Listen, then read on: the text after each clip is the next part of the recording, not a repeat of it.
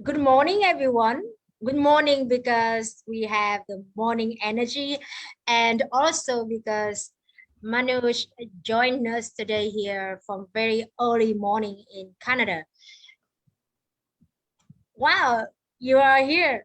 So Yeah, this is yeah, it is also what I learned from Manuj that it's not about me, but it's about you. So today we have the topic, the power of communication and in the application of technology, using that power of our mind, how we communicate. So Manush, say hi to our audience, especially. hello, hi. Very excited to be here. Thank you so much, Jen, for inviting me and giving me this opportunity to share my thoughts. One of the things in my entrepreneurial journey, I learned being an engineer. I was very much focused on facts and figures and how how to design a solution, give it to the client, and then just move on to the next project. So my focus was always on engineering, design, no emotions, no nothing. And that worked for me for some time. But after that, when I started my own company, I became an entrepreneur. The interesting things started to happen where I used to give a solution to my client for their problems, and it used to be very very quick. They say, oh, this is my problem, and it's like, okay, this is the solution, let's go. And they used to get very very angry with me, very mad with me. I'm like, I'm giving you the solution to your problem. What is wrong? And then I couldn't figure it out what was happening. And after that, after learning from my mentors and coaches and everything, they told me business is not about providing solutions. Business is about making people feel good, making people feel validated. And if they feel validated, if they feel like you understand them, then the solution is secondary. Okay. So a good example of that is when we buy any product or service, let's say toothpaste or a soap or anything like that. You will notice in the advertisements, good advertisements, they do not mention, oh, it is going to clean your body, it is going to get rid of your germs in the mouth or anything. They say your smile will be so bright that you will find the love of your life. You will look so beautiful using this soap, you will look like a movie star, right? And Mm, that is the essence of business, that is the essence of communication, and that is the essence of how you make other people feel with when you communicate, and then you can present the solution. So that was a huge lesson for me, to get out of my engineering mindset and then get into the communication mindset, understanding people, connecting with people. So that's what I want to share today with others. lovely. And we were an engineer. I was an engineer. I cannot claim that title because I forgot everything. And I remember one story that Oprah Winfrey, the great interviewer, Mhm. and she just said something that you just talked about. She said like there's one thing in common of every single person that she have interviewed, Mhm. ranging from presidents to anyone like actors or movie stars. They all ask her one thing when they went off stage: did I do it well? So it's Yeah, like yeah, validation. It's like yeah, yeah. being understood Mhm. and being able to communicate so other people Mhm. can get it. So Yeah, I just feel like, wow. So we cannot wait to really uncover that journey. How did you really transform the way you look at businesses Mhm. in a more like, let's say, deeper level of it? Yeah. And with that, we can tap into that when we do businesses. Absolutely, absolutely. So can you allow me to share my screen, because I have a little presentation I'd like to share. Yeah, sure. Like before that, we were like listening to the music, and Yeah. actually today we like to have you in our fan page, Hanoi Entrepreneur Community. It happened is gonna be here. It's perfect because normally in my page, people often really enjoy the psychology, personal development. So thank you. Awesome, awesome, Let's awesome. rock So can on. you see my screen with the slide deck? I can see your brain. This is your brain. Yeah, I wish it was. All right, great. So the topic is basically applied psychology in business communications, and a little bit of my story. So I started my journey in India. I used to work in a factory. So this is the actual screenshot of the factory. You can see the furnace and everything. So I used to work there for 12 hours a day, 6 days a week. And I used to earn about $2 a day. And one day, I was going through business magazines and I looked at them, which sort of ins- triggered some inspiration in me. At that point, I didn't know what was happening, but it triggered some inspiration in me to do something better with my life. And I somehow got into computers and programming and technology, and I loved it. And long story short, I work with hundreds of startups, very large Fortune 500 companies. I have 4 patents in artificial intelligence. I have written 2 books on technology. uh, I have produced hundreds of millions in value for my clients so far. And I've had a lot of adversity in my personal life, a lot of personal challenges with my relationships. Basically, through all this, I've learned a lot about life. I've learned a lot about business and technology. And the other thing is we are also teaching students. So one of my passions, like I'm not a very well-educated person. I don't have degrees from Ivy League universities, but everything that I have learned is more or less self-learned, and so that's why I'm very passionate about education. So we are also teaching 185,000 students now across the world on technology, latest topics, and whatnot. So these are some of the clients that I have served in the past: Microsoft, IBM, Pearson, ING Bank. These are some well-known, and Avanade is a partnership between Microsoft and Accenture.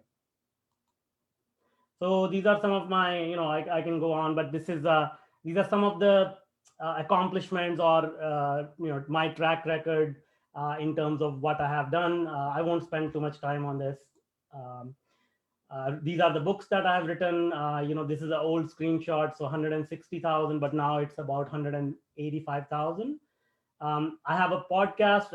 If you're interested, go check it out. It's entrepreneurial podcast. We interview a lot of very well-known entrepreneurs, leaders, celebrities, Olympic champions, movie stars, sports celebrities, and I ask them about their journey. How did they get to the level that they have achieved? And once you listen to that, a lot of things open up, because you can use their stories as a template for your own success story. And the podcast got ranked number one last year, next to Tony Robbins and Gary Vee and Tim Ferriss. So check it out. And these are some of the testimonials. Anyway, so let's start with the actual presentation, the communication, right? See, So yeah, wait, wait, 1 second, right? So your podcast, like, wow, we yeah, love to join you one day. So absolutely, that's absolutely, inspiring, really inspiring. absolutely, It's like absolutely. bootstrapping your dreams. I love that. That's right. That's right. Bootstrapping. Yeah, I'm all about bootstrapping. So that's another thing about me, which we can talk about in some other presentation. But the way that startups are built, generally, I find it not very a good way to build startups. Generally, how people do it in Silicon Valley. In the media, they say, hey, raise money first. That's not the right way to build a business, but that's a story for another day. So that is why my podcast is called Bootstrapping Your Dreams, because I believe if you are passionate, you don't need to raise money, you don't need to do anything, but just focus on what you're really good at, and things work out. Okay, so coming back to communication, the power of human influence. So the thing is, in business, we all know that a business is about selling a solution, selling a product or a service. And in order to sell something, you have to get a buy in from your buyer, from your prospect. They have to believe in what you are selling. Otherwise, they're not going to give you their money. They're not going to even give you their time or attention. So, in order for you to make that sale, you have to influence their mind. You have to get their buy in. You have to get their agreement, right? And how do you get that agreement? Creating buy-in to change. and overcoming objections. So every time we talk to a prospect or a client, they will have some objections. I don't have this much money. The price is too high. This is not the right time. This doesn't solve my problem. Many objections they will come up with. And now you have to figure out how to overcome that objection and convince them that your product or service will solve their problem. So creating a buy-in and change are the key ingredients to success. If you cannot convince other people, no matter how good your technology is, no matter how much money you have raised, no matter anything that is going on with you, it's not going to work. That business is not going to succeed. So you have to make sure that you are good at convincing other people. Understanding applied psychology and neurobiology allows us to control the dynamic power of belief. So belief is the key thing here. That you need to make sure you get the belief from your customers.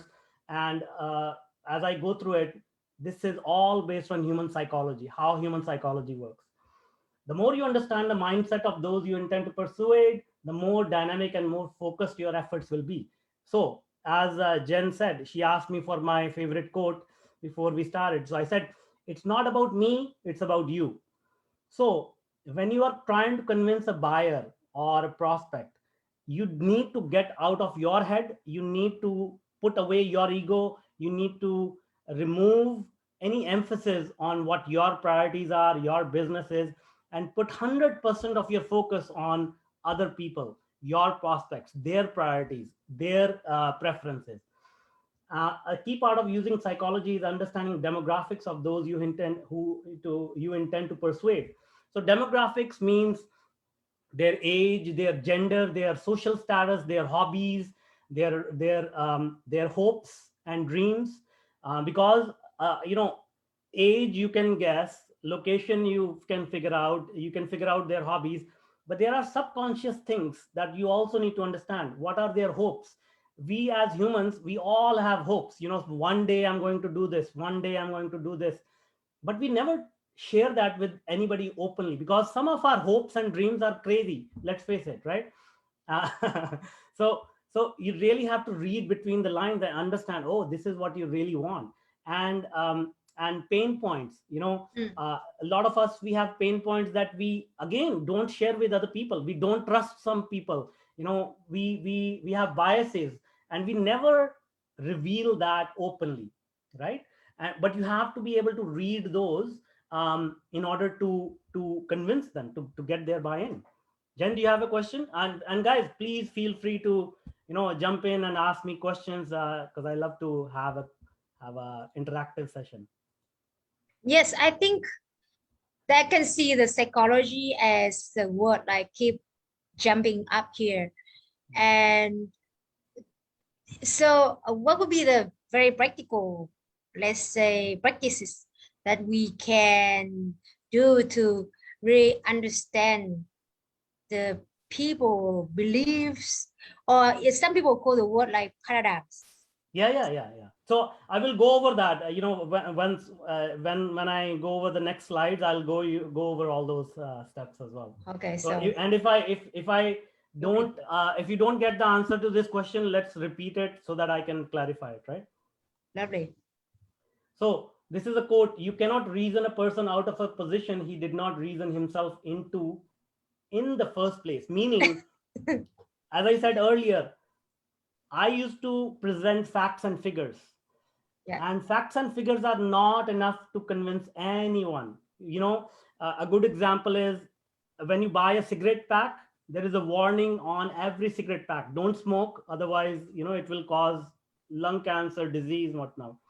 These are facts. But smokers who want to smoke, they will not be convinced not to smoke just by that warning, right? In fact, it backfires, because it's almost like a challenge to smokers. Hey, I will show you. So facts and figures don't work. Emotionally, you need to connect with people, have empathy with them, and then you can connect and convince them. So here is a practical, a very small example. So let's say there is a ball which is two colored ball. One side it's blue, one side it's orange. And there are two people. Let's say this is the seller and this is the buyer. and they are looking at the ball from different angles, right? One person will say, hey, the ball is blue, and the other person will say, hey, ball is orange.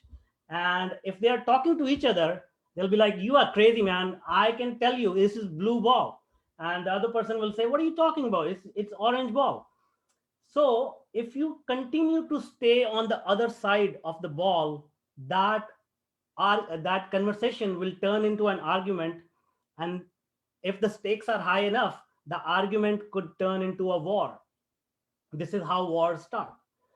But if one person just says, okay, let me come on to your side and see what are you seeing, and then if this person comes to this side, they'll see, ah, now I see what you're seeing. Oh, it's a blue ball, that means it's got two angles. Okay, that I get it now, I understand you. So let's talk about how to, how to reconcile our thoughts. So when you say what is the practical application, this is just a very very simple example of it.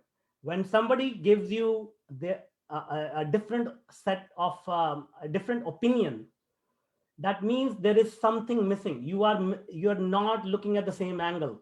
So all you need to do is put your ego aside and just come to the other side, on their side, and see, okay, why are you doing what, why are you saying that, what are you seeing that I'm not seeing? And then you can have that conversation easily. Is it making sense? Yes, it's beautiful. And like we have a program. Actually, I don't know if because you saw Luxembourg logo, so this like orange and blue. So it's very like, wow, is this relatable? I Mhm. don't know, is it intentional or not? It But is, it is, it is. so you It is a presentation about communication. So if I cannot okay, relate, so your then research, okay, yeah, that is very great. So I like to really add in one thing here, right? So how can we uncover different layers of ego, right? yes, I believe that that word is like in a certain level, it is about belief and we yeah, know who we are, and we not letting other people ideas to delude what we want to do if it's right or important. yeah. So can you kind of like uncover it up? Yeah, I think That the best way is ask questions. Get into a mode of asking questions, because here is what happens when we are communicating. You will notice many people, and I used to do the same thing. When we are communicating, we are less listening, less, but we are just waiting for the chance when the other person will shut up and we will get a chance to say our word. Right? Most people are always communicating that way, so they are not listening, but they are just waiting for the chance for us to speak, right? So instead, if you just be patient and listen, and then ask relevant questions to get clarity on the thought of others, that is when you will have much better communication. So use less lips, use more ears. That is basically the formula, right? okay, so I will not ask anymore. No. As I said, asking questions is the right use of using your lips, because you are trying to understand other people's perspective. So, I mean, I'm not saying don't. I said use less. Not obviously you cannot Just be. kidding. Yeah, yeah, Yeah, yeah. I love that. Like you were saying, we had 2 years and one mouth, which means that we use this one more. Yeah. Just love it. This goes. Yeah, beautiful. Okay. So belief systems are often formed passively. So, we cannot say that belief can be taken and planted in something. It is all over lifetimes, our belief systems are built. And it's based on our life experiences, our background, our upbringing, our parenting, our communities. So everybody has a different belief system. We cannot uh, invalidate their belief system, because they have had their own life experience. We cannot say, hey, if you believe in this, you are crazy, because they believe it because they saw that to be true in their life. And we cannot invalidate somebody's life. And this happens over lifetime. The thoughts that we think, the experiences we have, over time accumulate, into a belief system. It's like, when oil, how does oil accumulate over millions and millions of years, with pressure and heat and everything? The remains of animals turns into oil. It's same thing.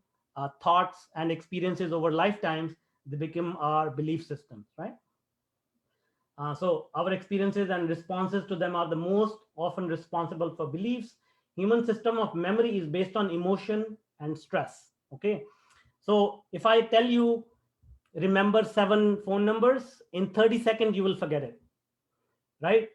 But any emotion, let's say you watch an emotional story, or emotional movie, or a scary movie, you will remember it for a long time, right? Because that emotion gets stuck in your mind. Okay. And elevated emotional states increase the retention and intensity of memory, meaning the higher the emotional state, the intensity, the more you will remember it. Okay. If it's very, it's not intense emotion, you may not remember it. If it's high emotion like danger, scary, love, affection, the more intense it is, the more you will remember it. And that is because of evolution, and I'll explain that. Human evolution made us that way. As a result of as a result, negative experiences are often recorded more intensely, because negative experiences have more intense emotion attached to it, right? So you will notice that in your life, if you just recall your past events in your life, most people will recall negative events more clearly than positive ones. Make sense? Overcoming established belief systems is accomplished through reframing. So now the belief systems have been formed for decades in an adult's life. We cannot just say, oh, you think wrong, and then they will change their belief. Not Never going to happen, right? So what you need to do is, you need to do it slowly. You need to reframe that, and that is how you can turn the belief system around and get their buy-in. So how does reframing occur? Influence from peer groups. So peer groups are, we as humans, we evolved in small social groups, 15 to 20. When we were caveman, we were in small groups. So what we learned was, we need to have agreements between us. Otherwise, if we don't have agreements, we will split from the peer group, and the tiger is going to come and take us away. So we have learned this, and that's why became a social species. So the power of peer group is the most effective way of convincing somebody. And then I will relate it to how business communication actually uh, hooks into it, right? New information that contradicts beliefs. So we present information that contradicts their belief system. If they say the price is too high, we show them some other offers from some other people and say, hey, look, other people are selling it at a similar price, but our price is lower than that. So it's up to you to consider it. If I say, no, no, no, this is my price, take it or leave it, most times it's not going to work. But if we just present the information and say, this is the information, now it is up to you to make up your mind. That is much better way to get buy-in, because we are letting them make their own decisions. Slow behavioral and mindset changes. So once again, Jen has a beautiful story. I've had a lot of adversity in my life, and slowly I got into personal development, mindset changes, meditation, spirituality, which started to change my mindset little by little, day by day. It didn't happen like that. It took decade or more to get there, right? So same thing in business. It sometimes you will see a prospect will come and talk to you, but they will not buy, but then they will come back again after 2 months, and then they'll say, oh, okay, I'll consider it. And then slowly they see, oh, you are consistently serving clients, you're consistently putting out good value. Then 8 months later they become a client, right? So this is a slow change, right? And then active persuasion. Of course, this is the last one. This is where we go towards active persuasion, pushing, pushy salesy sort of tactics and all that. So that is why it's the last resort, and it generally is not very effective. The power of peer influence. So desire for peer involvement and recognition is part of our dopamine led responses. So meaning, since we evolved to stay in small communities, we want to get validation from our peer groups. Now, understanding what is a peer group is very, very important. Peer group means people who look like us, talk like us, live like us. They have similar thoughts in our mind, meaning they are they are our classmates, they have the same social status, or these kind of things. People who we think they are similar to us, they are peer groups. If we don't think they are similar to us, it's not going to have any effect. So if I tell you, oh, I met a billionaire and he thinks like that, you will say, okay, he's a billionaire, he can think like that, what does it matter to me? But if I tell you, hey, I met a startup founder and they are doing something like this and they have been successful, then you will say, oh, that startup founder did that, so let me consider that. That may be something that I should consider, right? So that is how we think in our subconscious mind about peer groups. Make sense? This one, so can you kind of like make the clarification on, because we often use the role model, and there's a role model and there's a peer group, and I believe that they very important and depend on the context, right? We often say like, tell us about your 5 people around you, 5 habits that you have, then we tell you who you are or how is your life going to be. And now you're talking about like the role model. It's like, so the people that kind of close to it, we learn from them. But what about like using the psychology of wanting to be there because of Yeah, the yeah. power of So pleasure? let me explain, right? So let's say if you're trying to convince somebody, um, peer influence is very powerful. The role model is somebody that you want to get into their peer group. A role model is above you, right? So a peer group is where you are right now, and a role model is where you want to be. So as you make progress, you want to say, okay, one day I'm going to be in the same peer group as my real role model. Make sense? Okay, so it's kind of like combination, like Exactly. eventually, like that Exactly. power of peer Yeah. Yeah. influence. Yeah. Yeah. So peer groups increase emotional empathy through personal relationships. So as I said, empathy is very important in business. But and as you get into peer group, you will say, oh, I understand what you're going through because I have gone through similar challenges. So when you're a startup founder, you will say, oh, yeah, I know, it's so difficult raising money, or it's so difficult finding good people. It's so difficult to, make the sales or get the messaging right. So you will start to relate to their experiences because we are in that peer group. We know what is it is like. And that way, if they say something to you, it will resonate with you because now you see they are going through similar experience. We as a human species, we all just want to be in the same sort of we want to be surrounded by people who understand us and we understand them. That is all business is all about. Make sense? So we are social animals. Naturally selected social tendencies change the brain. So our brains are fluid. Most people think that as we grow into adulthood, we don't change. But the fact is, the brain neurology is very fluid. It changes throughout lifetime. And as I said, belief systems continue to form as you have more and more experiences daily, as you meet more people.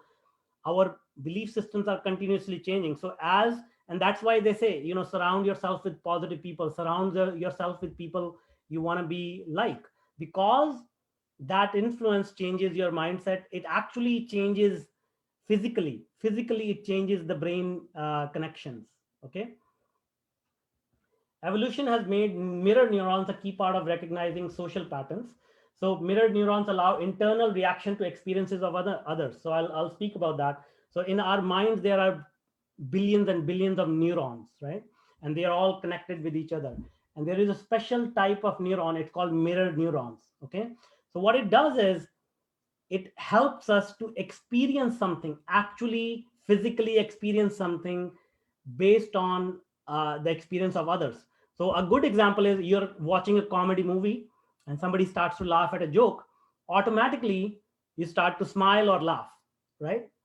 um, and why is that? Like, and then another example is yawning. Sometimes people yawn and then you start yawning, right? But the fact is, if they're not in your peer group, the yawn is not going to mean anything to you, right? So if the let's say, sometimes you go to a doctor's office, you have to wait, and you will see when you are waiting for something, you have nothing to do, people get bored, they start yawning. And if you don't think they are in the peer group, it's not going to have an effect. But if you're sitting in a family circle, friend circle, and they are in your peer group, it will have an effect, right? This one is nice. Mhm, mhm. So this reaction only exists when we are in the same peer group. Peer group influence is one of the reasons storytelling is so powerful. So I'll speak about that. But this is mirror neuron. So basically, whatever other person is feeling, we will start to feel that. Yeah. Yeah, that's why we have the like telepathy. Mhm. So it's a form of telepathy. It's a form of telepathy. I won't go as far as saying telepathy is a very Okay. Okay, so social reflections. Specialized neurons, mirror neurons, allow us to experience the feelings and actions of others by activating similar pattern responses. So this is all research, science based. It's not like mumbo jumbo, like new age stuff. It's actual science, right? And this also exists in other primates like apes, monkeys, and all that. But our human brains have like evolved a very, very strong sense of these mirror neurons, right? um, so we are looking for cues from others in our social group for direction on how to behave, because as you know, humans evolved from cave to today. Now we are talking about going to Mars, and we have self-driving cars, we have all these technology. How did it happen? Nobody just said, okay, like I have all the knowledge. Slowly and steadily we noticed other people and said, hey, that person is doing that, let me try it. And then I will try it, and then somebody else will notice me, and then they will improve upon it, right? So we all observe each other and then get cues from, okay, what is working in this world, and then I'll try the same thing, but I'll make it a little bit better based on my experience. And then somebody else will notice me, and then somebody else will. So we are all building upon each other. Make sense? So now comes storytelling. So because of mirror neurons, because of the emotional trigger points that I talked to you about, um, storytelling becomes very important in business. Before the written word, before writing was invented, the only way to pass on information was stories. Okay, so let's say, the caveman learned how to hunt a big animal. Now they want to teach their younger the next generation on how to do that, but there is no written like instruction manual that, hey, you do this, and there's no checklist or anything like that. How do they make it memorable? So it's by stories, because stories carry the emotional aspect. And as I said earlier, our minds are designed to remember emotions, not facts and figures. So a good example is, uh, when coronavirus lockdowns happened, March 2020, the first one. I believe that most people will remember exactly where they were and what they were doing when they got the news, because it had a deep, deep emotional impact. And it's like, how is this even possible? This is like crazy, right? Like, but if I tell people, hey, what did you eat? What were you wearing 2 weeks ago? Even though Jen recognized I'm wearing the same outfit today as the other day I talked to her.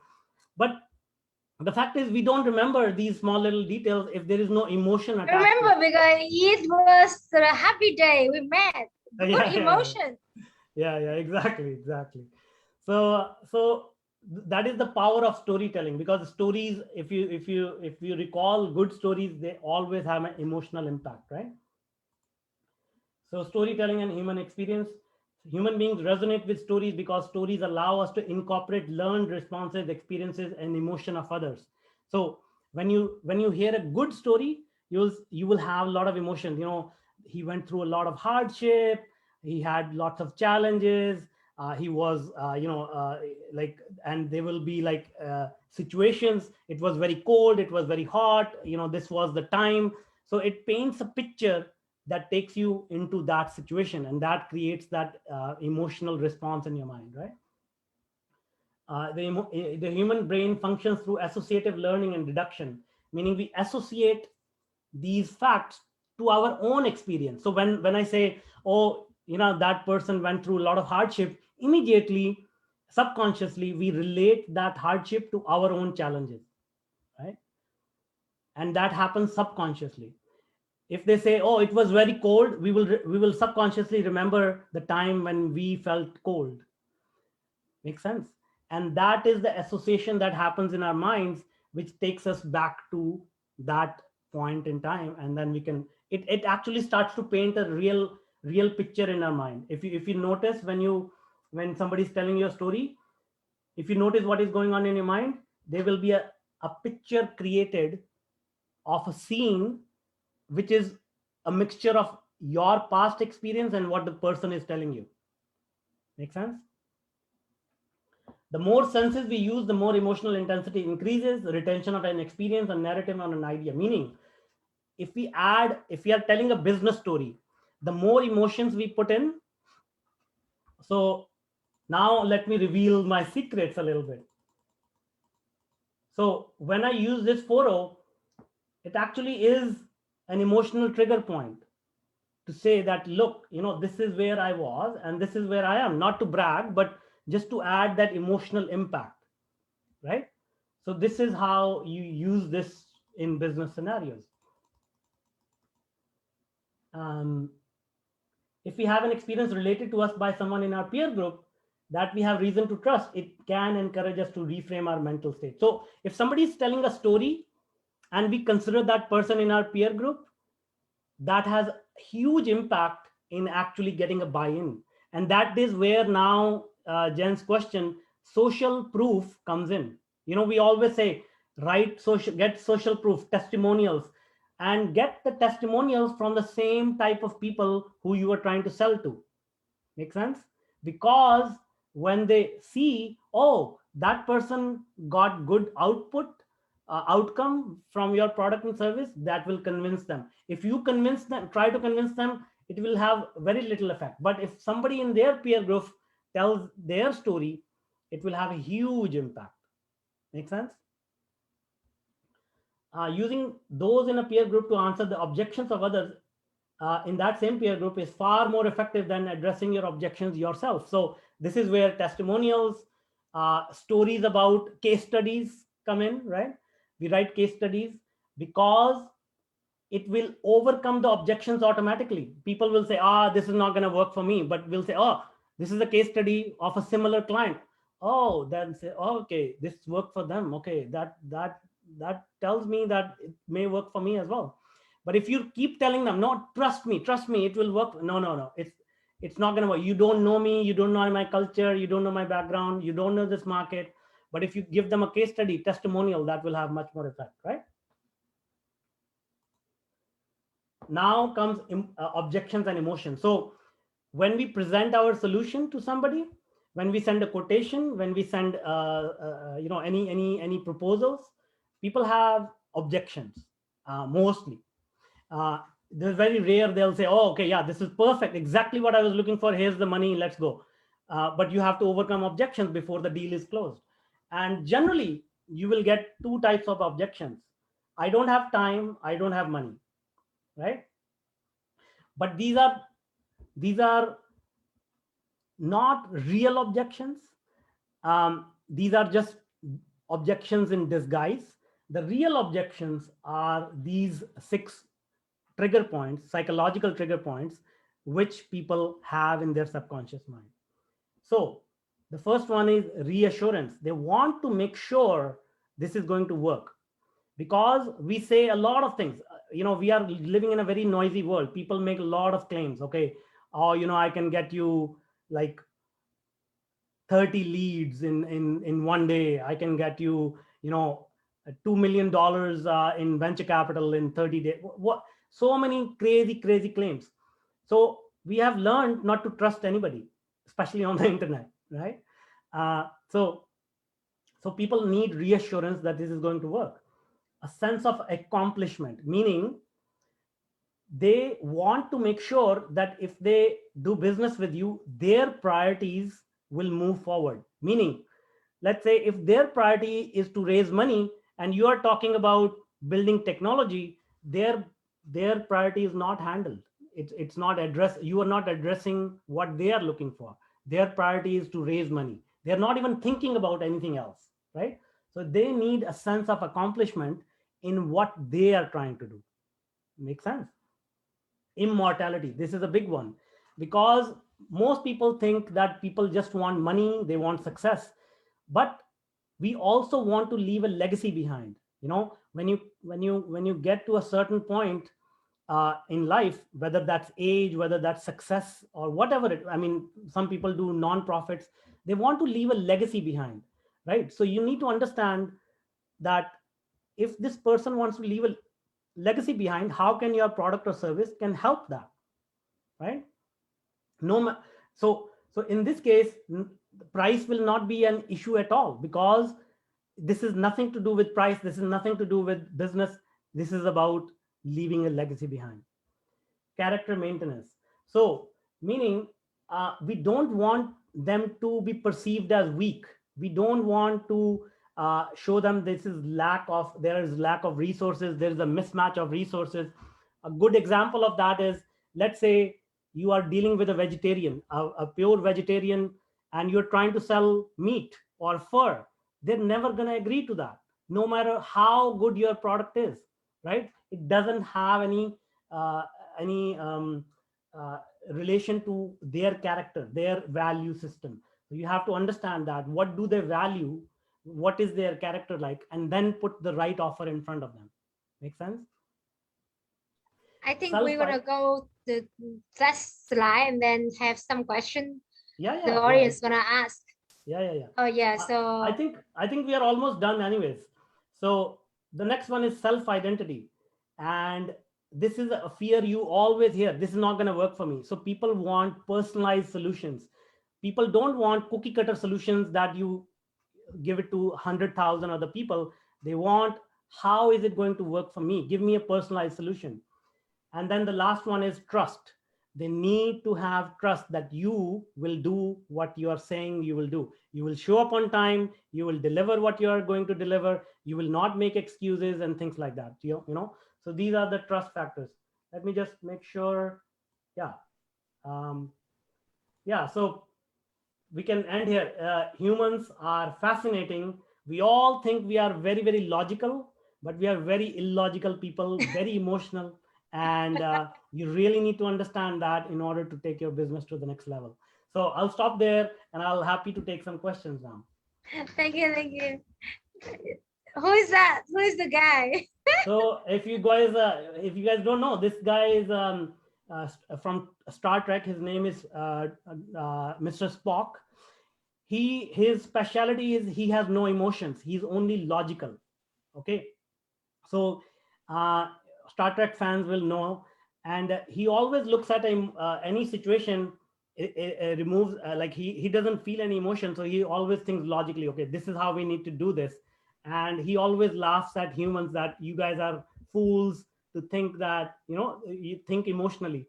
So it's a little bit of a joke that we all think, we in our minds we all think we are very logical, but the fact is that we are very illogical, emotional people. Yeah, we don't know what we don't know that we don't know, Yeah, or exactly. maybe we just don't kind of like want to say that because yeah. And so I have two questions that I got from our community on the chat, like we had a group chat. Mhm. And Could you share, like, from a startup point of view, especially you talked about bootstrapping your dreams, and how did that turn it around for you? Was this because of that understanding of this, how psychology, how our brain works, and then you apply? What was that kind of transformation because of the understanding of that? Yeah. So bootstrapping is a philosophy that I just know businesses. Like, I read a lot about history, anthropology. I read a lot about evolution. I read a lot about different cultures.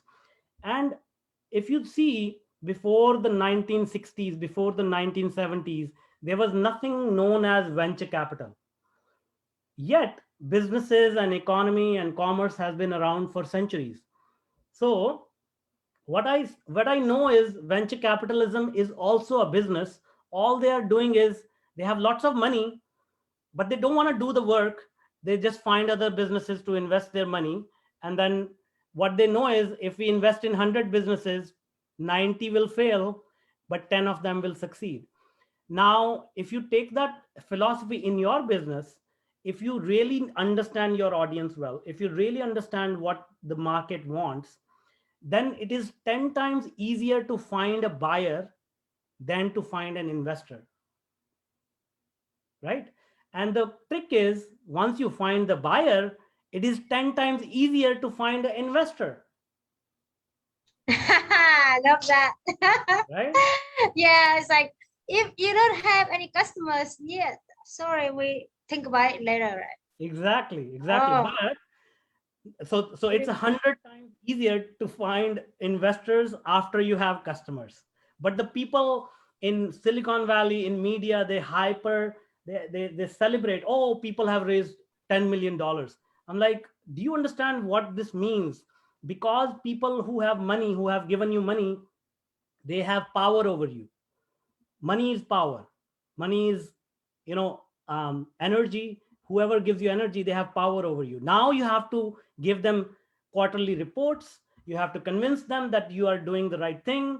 They will have their own opinions about your company. They'll say, why are you doing it like this? Do it like this. And when I hear these stories, I'm like, do you know what you're doing? Like, you're giving away equity. You're essentially slowly starting to work for other people. And then, it's just sort of a different mentality altogether. So it doesn't resonate with me for some reason. And that's why I always advise people to bootstrap it.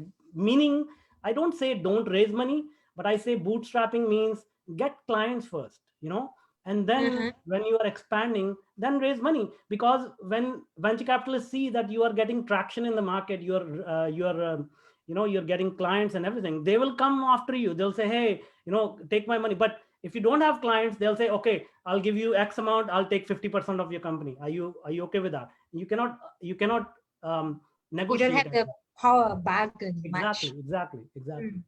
Yeah. So how did that understanding of communication works for you?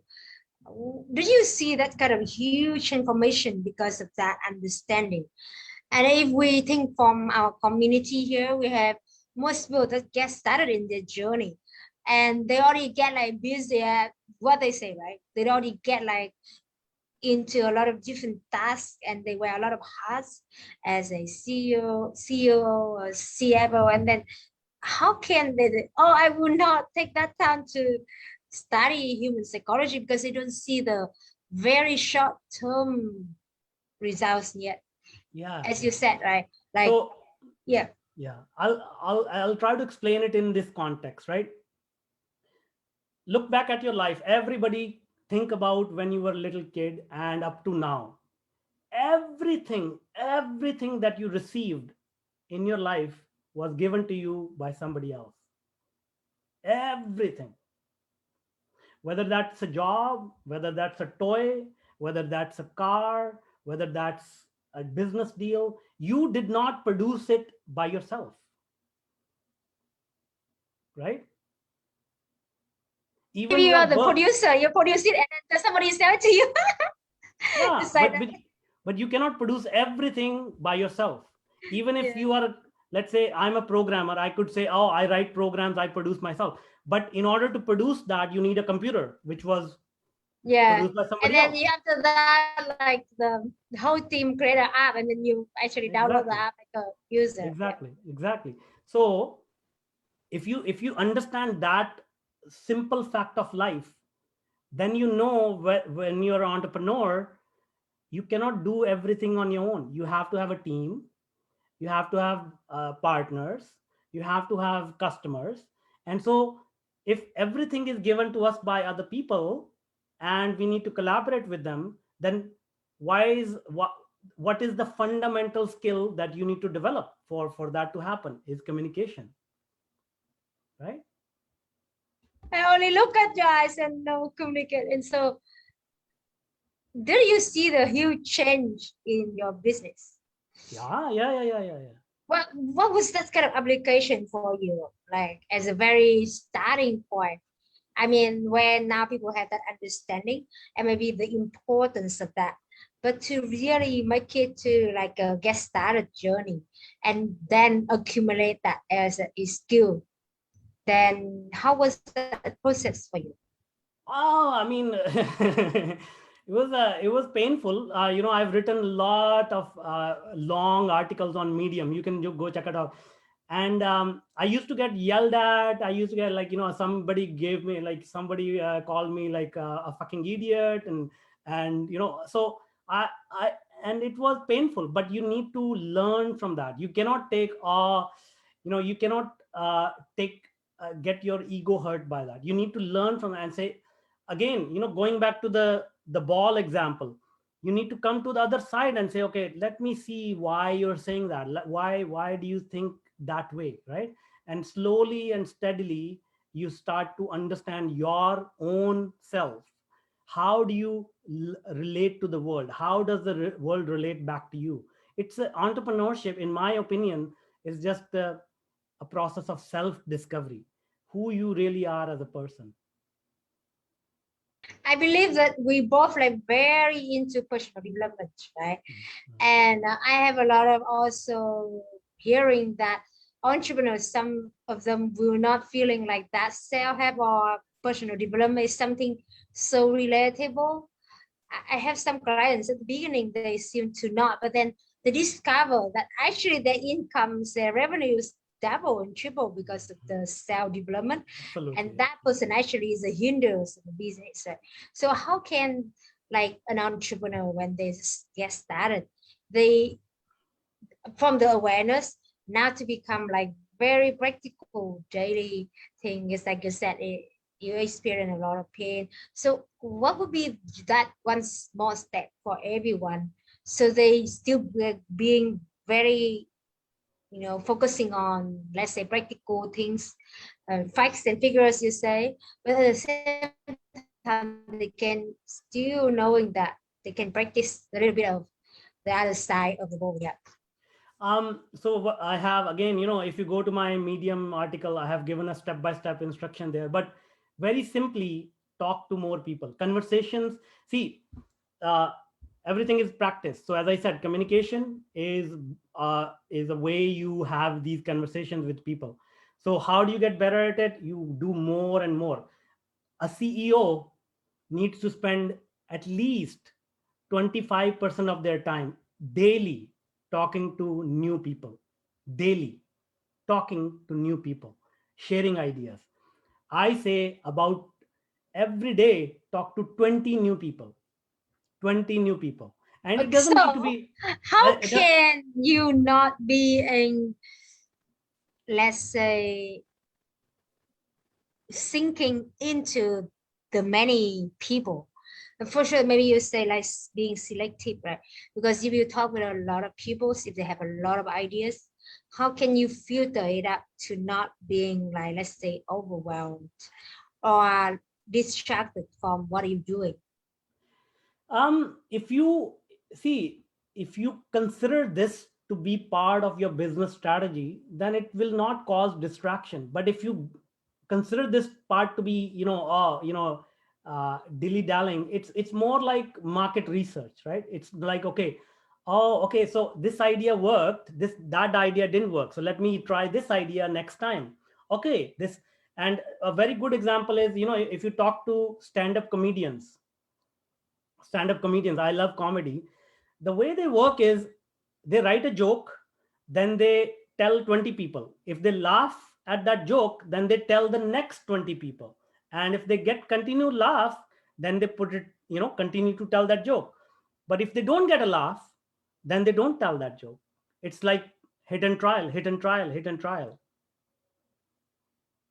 I love that.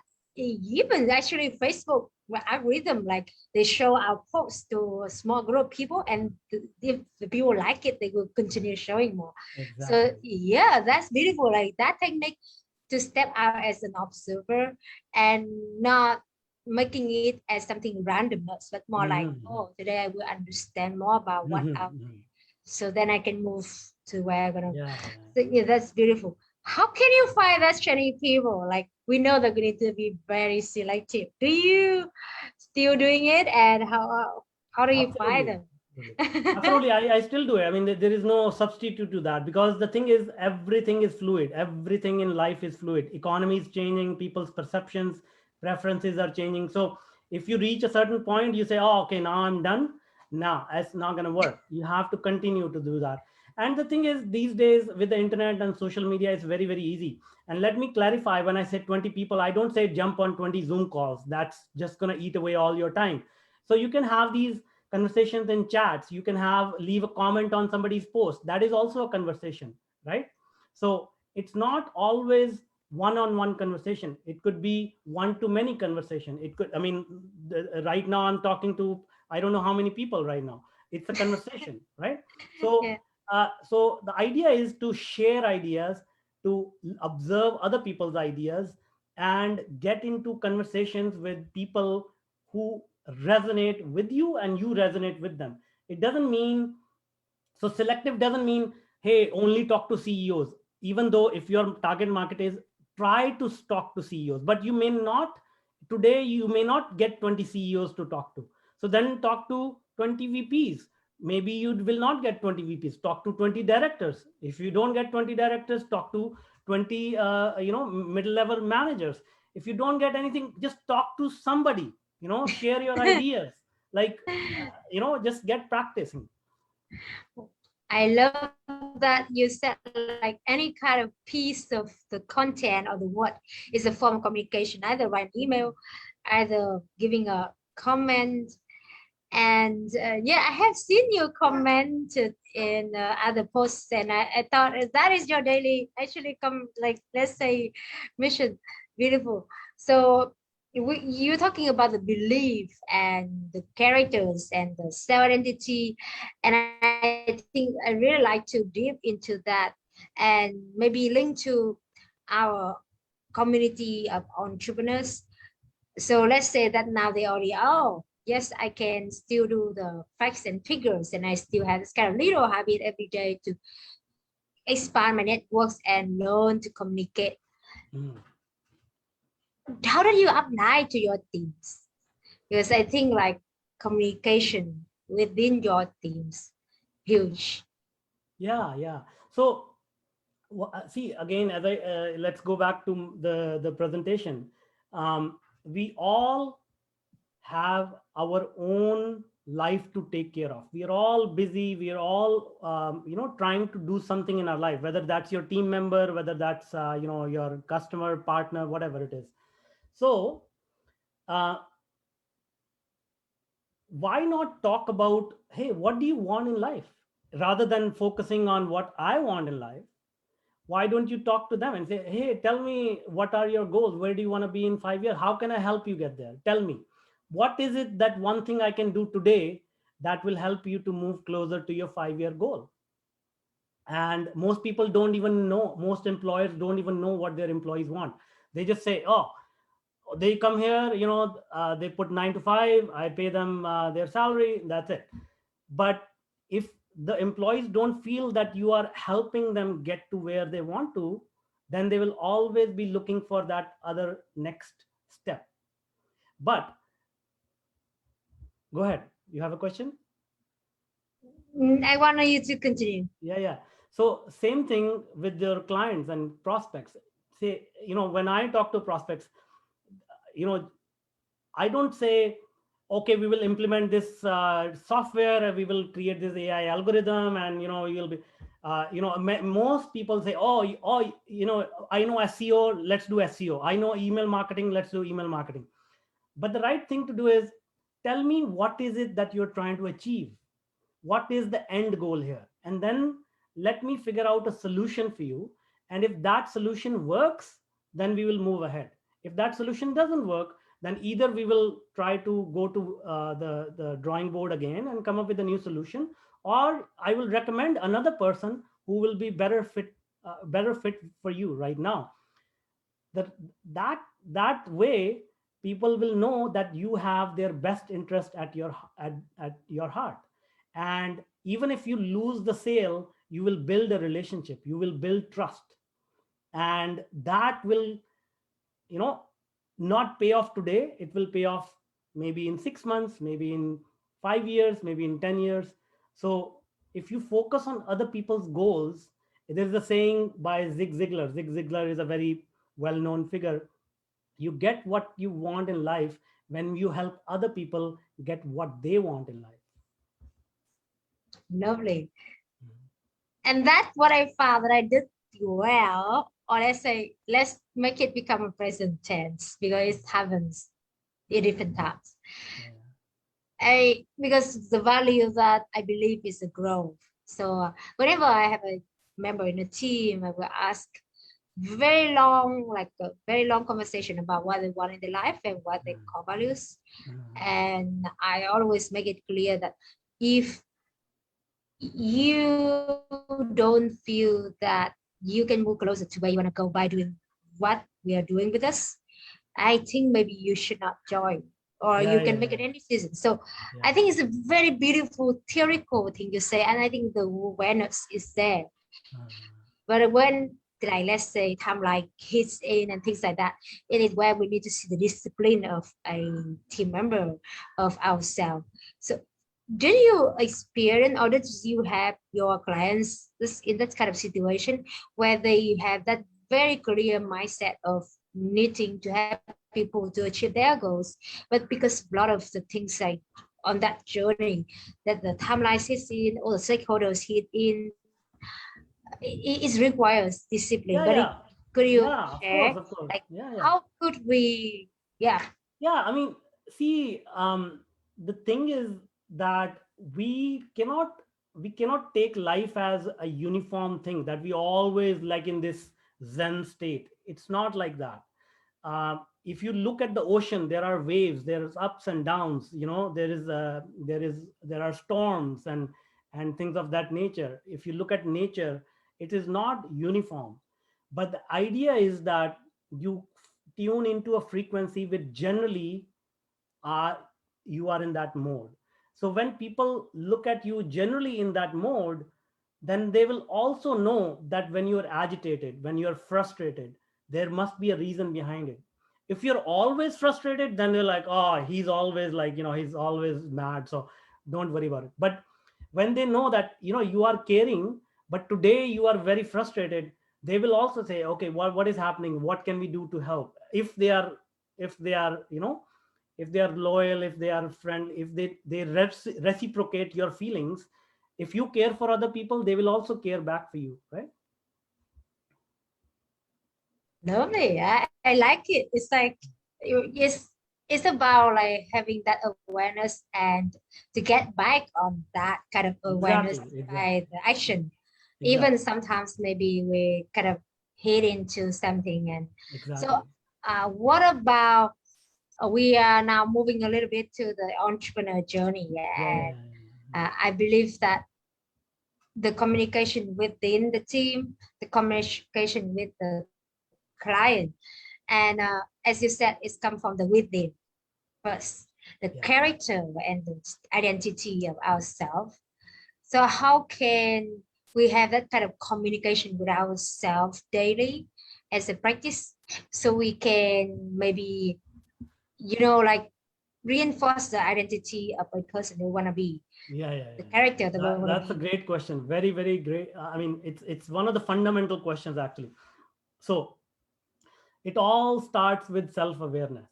Everything that I just said, it and the meaning of life, people search for it all over the place. Everything starts with self-awareness. And what it means is you need to recognize what is important to you. So when I ask this question to a lot of entrepreneurs, they will start with saying, oh, I want to be successful. Okay, what does that mean? I want to earn $10 million. Okay, that's great. By what time do you want to earn 10? Or maybe like next year. Okay, so let me tell you, I give you $10 million today. What now? What is your life over now? No, no, no. I want to enjoy now. Okay, so how do you enjoy? Oh, I want to go on a world tour and I want to buy a house. So okay, you went on a world tour, you bought a house. Now what? Oh, mm, you know, I would like to put my kids through college. Okay, you put your kids through college. Now what? Okay, I don't know. Maybe retire early. Okay, okay. Now you retire. Now what do you do? So when you keep asking these questions at the fourth or fifth level, most people have no answer. Okay, and that is where you start to get self-aware. What is important to you? Okay, so a lot of people will say, now I want to enjoy my life and spend my time with my family. Okay, why is that important to you? Because my parents, I have seen them work so hard and they never had time for me, and I miss that, right? And that is very important to me. And that is the reason why, what is driving you. That is your self-awareness. That is your core value. I want to buy a big house because I used to live in a very small apartment, and it used to be very uncomfortable with my four brothers and sisters. I never used to have any privacy. And that is who you really are. And when you peel away all these things, mumbo jumbo, millions of dollars, blah blah blah blah blah, what you really want is just to be that little child that wants understanding, love. And once you realize that, that's when you start your journey for caring for other people. Because at the end of the day, we're all the same. We all just want to feel loved and cared for. And we put on all this layers and layers and layers because we know, oh, look at that guy, he earned so much money, that's why people respect him. But they don't know it's not respect. It's not true respect. It's just maybe vanity, jealousy, or things like that. But if we start to peel off that layer, we know that even that person is scared inside, missing a lot of things. Otherwise, why do you think so many rich people commit suicide? They have they have drug habits and alcoholism, because even after gaining what they want to achieve, they never got in touch with what they really want, right? So you need to go deeper, deeper, deeper, understand what you really want, and then work from there. Yeah, it's like asking kind of five whys, but being on that is about the habit of reflecting often Yeah, yeah, and keep asking important question to identifying what's really important here, right? So daily reflection. And I think like that's why I like really like about having people like great people like you already have that kind of self-awareness and transformation in how you see and understand yourself. And when you do business, you find that is make the business even better. yeah, And I also see that the entrepreneurs seem to not appreciate enough the power of that self-development, that personal development. But if the business is not going, maybe that is a time for really reflecting on what is going not yeah, out there but in here. Yeah. exactly, exactly. So thank you so much for today. I saw a lot of topics that we can bring you back on the power of storytelling, on the topic of beliefs, on the topic of the AI in let's say practical levels, because we know that you're doing great things with innovation in AI, but you're not talking about it because people can watch it everywhere, but you really touch into the deeper important part of that, which is human psychology, the power of the brain, subconscious and unconscious. So I am really curious about how was that character of you developing over time, and how does it look like in very coming year? Um, over time, like I wish I could say I've had dark periods in life where I turned into a monster for a lot of people, and um, and that was a reaction that I had. I didn't know any better. That was a reaction based on what life Mm, threw at me, and I didn't feel good about that. So I tried to find alternatives, and the thing is that, as I said, nothing is not, you cannot do anything on your own. So I tried to find mentors, I tried to find coaches, read books so that I could learn from other people who have gone through similar journeys. So yeah, I mean, the character evolves, right? Every person goes through life differently, and life is a full of challenges. As I said, it's a just like the ocean, up and down, up and down. And um, and if you're self-aware, it's like you know how to navigate the boat. If you're not self-aware, then you go up and down with the ocean. So I used to do that, but once you realize that, okay, it's just ocean, and life is like that, you just try to stay calm as much as possible. And when you come to that realization, a lot of people ask, hey, what is your 5-year plan? I tell them, whenever I have made 5-year plans, it never worked out, because life just takes you somewhere else, and your plans are just sitting here looking at you like, you fool, wasted all your time on this 5-year plan. And the fact is, when I do not plan, life throws so many good surprises. But I do if I do plan, like, I'll give you a good example, right? So when I was in the factory, my biggest dream was to buy a car. That was like the ultimate dream. And then I bought a car and I was like, oh, I mean, that's easy. Okay, so what should I do next? Okay, you know what? I'm gonna retire one day. I'm gonna have $100,000 in my bank account. I want to retire. Okay, I mean, that happened like within few years. But so that's what I'm trying to say, like, when we put these plans in our mind. And so now I could not think I will have 4 patents in AI. I will speak at the UN. I will be next to the Secretary General of the UN. I will be talking to the ex-director of the CIA. Like, these are things that I just still cannot believe, right? um, but if I planned for that, never would have happened, because my imagination is not big enough to plan for that.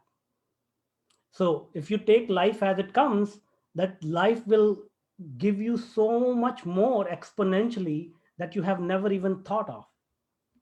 Make sense? Is it making sense?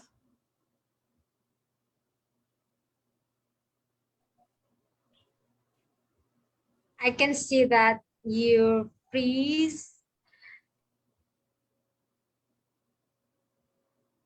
Are you there? Yes, Yeah, so did you hear I that, or should I saw. repeat it?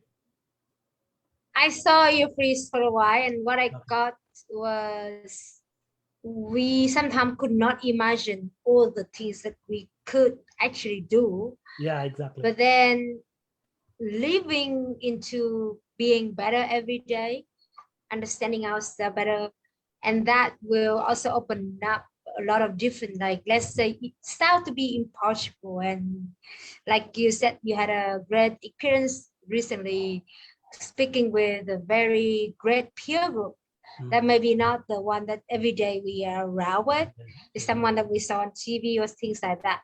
So because you have dedicated to raise that level of values every day.